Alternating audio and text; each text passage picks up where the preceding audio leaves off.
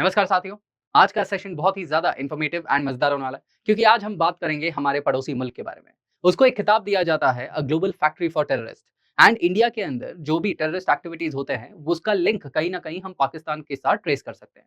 साथियों, हमें पता है कि टेररिज्म हर एक जगह से नेगेटिव है। उसके बहुत सारे नेगेटिव कॉस्ट होते हैं, तभी भी क्यों पाकिस्तान इतना ज्यादा प्यार करता है टेररिज्म से, क्यों वो टेररिज्म को प्रमोट करता है, उसके कोई ना कोई वो फायदे देखता होगा ना, तभी तो जाके वो उसको प्रमोट कर रहा है। तो ये जो सेशन है ना, इसको हम 3 अलग-अलग हिस्सों में डिवाइड करेंगे। सबसे पहले हम देखेंगे कि टेररिज्म जब पाकिस्तान प्रमोट कर रहा है, तो क्या उसके कुछ लॉसेस वो भुगत रहा है क्या?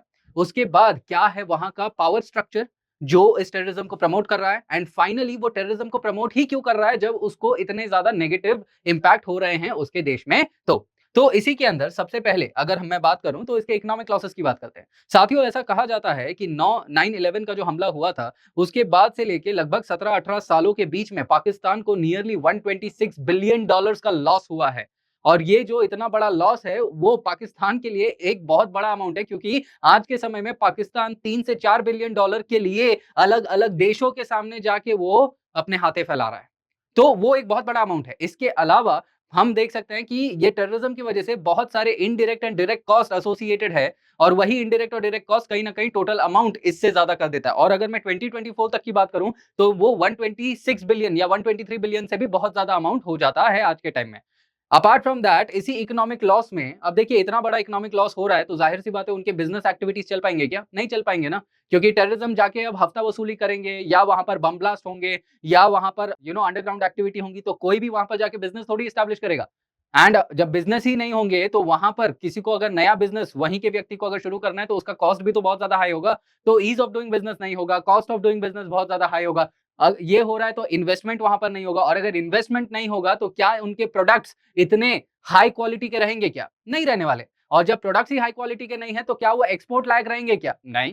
तो ज़ाहिर-सी बात है इंटरनेशनल ट्रेड उनका हो पाएगा क्या? नहीं। तो इंटरनेशनल ट्रेड ही नहीं हो पाएगा, तो यार वहाँ के लोगों की हालत क्या रहेगी? सो इकोनॉमी तो पूरा बर्बाद ही है इसकी वजह से। सो ये इकोनॉमिक लॉसेस वहाँ पर हमें देखने को मिलते हैं। इसके अलावा इकोनॉमी के अंदर ही मैं बात करूँ तो आज के टाइम में आप इंडिया को देख लो ना, India is nearly a 3.8 trillion dollar economy और आगे चल के हम 5 ट्रिलियन डॉलर की बात कर रहे हैं, 10 ट्रिलियन डॉलर की भी बात कर रहे हैं। भाई पाकिस्तान कितने पे अटका हुआ है? पाकिस्तान हमसे बहुत पीछे है, पिछड़ा हुआ है। इंटरनेशनल लेवल पर हमारा रैंकिंग देख लो आप जीडीपी के अंदर, हम कितने और हमारा पोटेंशियल कितना है। पाकिस्तान अभी कौन से स्टेज पे है, वो आप सर्च करना आपको पता चल जाएगा कितने पे। सो टेररिज्म एक मेन कारण है पाकिस्तान का इतना पिछड़ा होने का एक वजह। अपार्ट फ्रॉम दैट इकोनॉमी के अलावा अगर मैं बात करूँ तो ज़ाहिर-सी बात है टूरिज्म भी इफेक्ट होगा। आप सोचिए आज के टाइम में अगर कोई हिंदुस्तानी पाकिस्तान के अंदर घूमने जा रहा है, उसको अगवा कर लिया जाता है, हफ्ता माँगा जाता है उससे। कोई विदेशी वहाँ पर जाता है, ये आतंकवादी लोग उस अगवा कर लेते हैं। और अमरीकी तो जा ही नहीं सकता है वहाँ पे, अगवा करके उसका क्या वीडियो बना के अमेरिका वाले लोगों को और उनसे अपने आतंकवादियों को छुड़वाने की बात करेंगे। So obviously it is not a safe place. So tourism जब नहीं होगा, तो फॉरेन करेंसी आएगा ही नहीं और लोकल इंडस्ट्री डेवलप ही नहीं हो पाएगी। सो टूरिज्म की वजह से भी नेगेटिव इम्पैक्ट हुए हैं वहाँ पर। टूरिज्म नेगेटिवली इम्पैक्ट हुआ है जिसकी वजह से on a larger scale economy and society को वो उसका हर्जाना भुगतना पड़ा है। इसके अलावा भी अगर देखें, तो उन्हीं का एक न्यूज़ एजेंसी है डॉन, वो रिपोर्ट करता है कि टेररिज्म का डायरेक्ट इम्पैक्ट हमारे देश के ऊपर, हमारे युवाओं के ऊपर पड़ा है। नियरली 7 मिलियन 70 लाख लोग ड्रग अब्यूज के शिकार हुए हैं। नशा उनके लिए एकमात्र चीज रह चुका है टू लिव देयर लाइफ। और आज तक की मैं बात करूं तो ये डेटा बहुत ज्यादा आगे बढ़ चुका होगा। ये सारे नेगेटिव इम्पैक्ट होने के बावजूद भी कोई भी देश जाहिर सी बात है टेररिज्म को प्रमोट नहीं करना चाहेगा, लेकिन पाकिस्तान ऐसा क्यों कर रहा है? तो वो जानने के लिए सबसे पहले वहां का हमें पावर स्ट्रक्चर समझना पड़ेगा। हमें क्या पता है कि पाकिस्तान के अंदर 2 मेजर पावर हैं। एक तो है पाकिस्तान की आर्मी, दूसरा है आईएसआई। ये दोनों जो मेन अथॉरिटीज़ हैं, इन दोनों के रिलेशन को हम कहीं न कहीं डीप स्टेट बोलते हैं। अब डीप स्टेट मतलब क्या? A state with in a state. मतलब पाकिस्तान एक ढांचा तो है, एक देश तो है, लेकिन उस देश को चलाने के लिए एक दूसरा देश है, दैट इज़ द आर्मी। और पाकिस्तान की आर्मी के लिए ये एक मशहूर कहावत है कि पूरी दुनिया में जितने भी देश हैं, उनका एक आर्मी होता है। लेकिन पाकिस्तान एकमात्र ऐसा एक देश है जिसका आर्मी ही उनका देश है। तो समझ रहे हैं ये कॉन्ट्रास्टिंग एलिमेंट जो हम यहाँ पर देखने का प्रयास कर रहे हैं। सो पाकिस्तान की आर्मी जो है और आईएसआई, ये जो डीप स्टेट है, इनको ऐसा लगता है कि अगर हम ये कॉन्फ्लिक्ट इंडिया और पाकिस्तान का बंद कर देंगे, अगर हम ये टेररिज्म को बंद कर देंगे तो हमारी दुकान नहीं चलेगी, हमारे जो इंटरेस्ट है वो फुलफिल नहीं होंगे, हमारा जो पावर और रुतबा इतने सालों से जब हमने इतना करके रखा है वो कहीं ना कहीं नहीं चल पाएगा। सो दैट इज वाई उनके स्ट्रेटेजिक ऑब्जेक्टिव्स को फुलफिल करने के लिए ये जो डीप स्टेट है, पाकिस्तान की आर्मी और आईएसआई, ये लोग अपनी दुकान बंद नहीं करेंगे, दैट इज टेररिज्म को प्रमोट करने की, क्योंकि इससे इनको बहुत सारा फायदा दिखता है। अब वो फायदा हमें क्या दिख रहा है, मतलब इनके स्ट्रैटेजिक ऑब्जेक्टिव्स क्या हैं इस चीज के अंदर। सबसे पहला ऑब्जेक्टिव इनका ये होता है कि आजादी के बाद से ही जब पाकिस्तान हुआ था, उनका मेन आजादी कौन से बेसिस पे हुआ था, on the basis of two nation theory Jinnah की।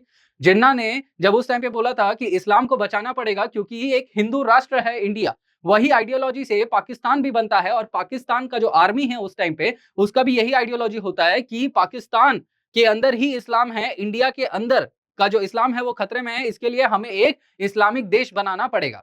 और उसी चीज को प्रमोट करने के लिए वो जम्मू एंड कश्मीर को भी हमेशा हथियाने की कोशिश करते आ रहा है, क्योंकि वो जिन्ना के टू नेशन थियरी के ऊपर बेस्ड था। क्योंकि जिन्ना के हिसाब से ये था कि अगर कोई मुसलमान डोमिनेटेड एरिया है तो उसे पाकिस्तान के अंदर ही आना चाहिए, एंड जम्मू एंड कश्मीर के अंदर उस टाइम पे मुसलमान डोमिनेटेड पॉपुलेशन था। इसके अलावा यहां पर आगे बात करें तो पाकिस्तान अपने आप को इंफीरियर समझता है, उसे पता भी है कि वो इंफीरियर है, और पाकिस्तान की आर्मी ने उनके सिविलियन लीडरशिप को ये चीज मनाने में पूरी कसर कर दी कि हमको समझना पड़ेगा कि हम इंडिया से इंफीरियर है, इंडिया का जो मिलिट्री इक्विपमेंट्स है, इंडिया का जो पावर है वो बहुत ज्यादा हाई है। अगर इंडिया और ज्यादा पावरफुल होते चले गया तो कहीं ना कहीं हमारा एग्जिस्टेंशियल थ्रेट रहेगा हमारे पर, मतलब हम जो है एग्जिस्टेंस में ही नहीं रहेंगे, कभी शायद इंडिया हमारे ऊपर हमला कर सकता है, ऐसा करके। तो इसीलिए उस टाइम के आर्मी और आईएसआई के लोगों ने यह विचार किया कि इन लोगों को इंडिया के आर्मी को मजबूत नहीं होने देना है, और मजबूत नहीं होने देने के लिए वो क्या करेंगे, इंडिया को डिस्टेबलाइज करेंगे। कैसे करेंगे, इंडिया के अंदर जो इंटरनल चीजें हैं ना, कॉन्फ्लिक्ट है ना, उसको बढ़ावा देके, जैसे कभी टेररिस्ट अटैक करवा दिया, जो सेपरेटिस्ट ग्रुप है जम्मू एंड कश्मीर के अंदर उनको पैसे दे दिए, नॉर्थ ईस्ट के अंदर जो सेपरेटिस्ट ग्रुप है उन लोगों को हथियार और पैसे सप्लाई कर दिए। ऐसे करके अगर इंटरनल सिक्योरिटी का चैलेंज रहेगा ना, तो इंडियन आर्मी और इंडियन गवर्नमेंट का ध्यान उन सब चीजों को सॉल्व करने पे चलेगा, वेराज वो हमारे ऊपर ध्यान नहीं दे पाएंगे। और इनको पता था कि 4 युद्ध इंडिया और पाकिस्तान में हुए और चारों के चारों युद्ध में ये लोग हार गए, एंड उस युद्ध के वजह से उनके ऊपर भारी इकोनॉमिक लॉस हुआ, इकोनॉमिक इंपैक्ट नेगेटिवली उनके ऊपर हुआ। तो उनको ये चीज पता था कि युद्ध जो है ना वो बहुत कॉस्टली फिनोमेना है, इसके लिए अगर हम ये प्रॉक्सी वॉर करेंगे, मतलब नॉन स्टेट एक्टर्स को प्रमोट करेंगे, दैट इज टेररिज्म को प्रमोट करेंगे, तो हमारे मंसूबे भी पूरे हो जाएंगे और इंडिया पावरफुल भी नहीं हो पाएगा, एंड हम अंत में जीत जाएंगे। इसके अलावा इन लोगों का टेररिज्म को प्रमोट करने का एक और मुद्दा था कि जो भी इन्होंने अतीत में इनके डिफीट्स हुए हैं ना, उन सारे डिफीट का इनको बदला लेना है, क्योंकि इनको पता है कि ये खुद इंफीरियर हैं, फेस टू फेस अपना जंग तो लड़ नहीं सकते हैं। इसकी वजह से इन्होंने बोला कि भाई टेररिज्म से हम क्या करेंगे, इंडिया को इतने सारे घाव देंगे, हम इंडिया को इतना ब्लीड करवाएंगे कि इंडिया अपने आप में ही टूट जाएगा। ऐसा करके फिर इन्होंने अपने प्रीवियस डिफीट्स को अवेंज करने के लिए इन्होंने टेररिज्म को प्रमोट करना शुरू किया। इसके अलावा टेररिज्म को प्रमोट करने से इनको क्या मिल रहा है, फंडिंग। अब फंडिंग कैसे मिल रहा है, इंडिया के भी दुश्मन हैं जैसे चाइना हो गया, और पहले के टाइम में यूएसए भी था, तो उन लोगों से इनको फंडिंग मिलती है इंडिया के अंदर टेररिज्म को प्रमोट करने के लिए, ताकि इंडिया एक पावरफुल देश ना बन पाए, एंड चाइना इसमें बहुत ज्यादा आगे है। तो वो फंडिंग के लिए भी ये लोग काम करते हैं, ये जो पाकिस्तान आर्मी और आईएसआई है, क्योंकि इन लोगों को अपना पावर बचा के रखना है। और सबसे लास्ट में, आज का जो जमाना है वो ग्लोबलाइज्ड वर्ल्ड का जमाना है, अगर कुछ भी घटना कहीं पर भी होगा तो इंटरनेशनली सभी को पता चलेगा, एंड पाकिस्तान आज के टाइम में इंटरनेशनल क्रिटिसिज्म चाहता नहीं है। तो यहां पर है ना, पाकिस्तान टेररिस्ट लोगों को क्यों प्रमोट करता है, क्योंकि उसके पास एक डिनायबिलिटी फैक्टर है। मतलब अगर टेररिस्ट जाके इंडिया के अंदर कुछ हमला करते हैं और अगर इंडिया बोलता है कि पाकिस्तान ये तुमने करवाया है, ठीक है, जैसे 26/11 हुआ था, तो उस टाइम पे पाकिस्तान अपने हाथ खड़े कर देगा और बोलेगा कि भाई ये तो हमारे थे ही नहीं, डिनाई कर देगा पाकिस्तान। तो और अगर पाकिस्तान की आर्मी सीधा करेगी तो Pakistan is in the picture ना, लेकिन टेररिस्ट लोगों के लिए इट विल ऑलवेज डिनाई। तो ये कारणों की वजह से जो इसके स्ट्रैटेजिक ऑब्जेक्टिव्स है ना, ये उनके स्ट्रैटेजिक ऑब्जेक्टिव्स है, इनको फुलफिल करने के लिए पाकिस्तान टेररिज्म को प्रमोट कर रहा है। लेकिन अंत में इसे ही नहीं पता चल रहा है कि वही टेररिस्ट लोग आज के टाइम में इसी के देश में बम ब्लास्ट करवा रहे हैं, इन्हीं के लोगों को मार रहे हैं, और उसके वजह से आज के टाइम में ये इतने गरीब हो चुके हैं, शायद ये देश आगे आने वाले कुछ समय में मैप के ऊपर रहेगा ही नहीं, क्योंकि ये शायद चाइना का गुलाम बन चुका रहेगा, क्योंकि चाइना से इतने इतने पैसे ले लिए हैं कि वो खुद जमाना बीत जाएगा उसको वो पैसे वापस देने के लिए। तो शायद पाकिस्तान को अब समझना पड़ेगा कि टेररिज्म को प्रमोट नहीं करें, क्योंकि इंडिया टेररिज्म आप जितना भी प्रमोट करोगे, जितने टेररिस्ट को भेजोगे, इंडिया उनको नहीं छोड़ेगा। India is not the India जो पहले का इंडिया था, आज का इंडिया है नया इंडिया।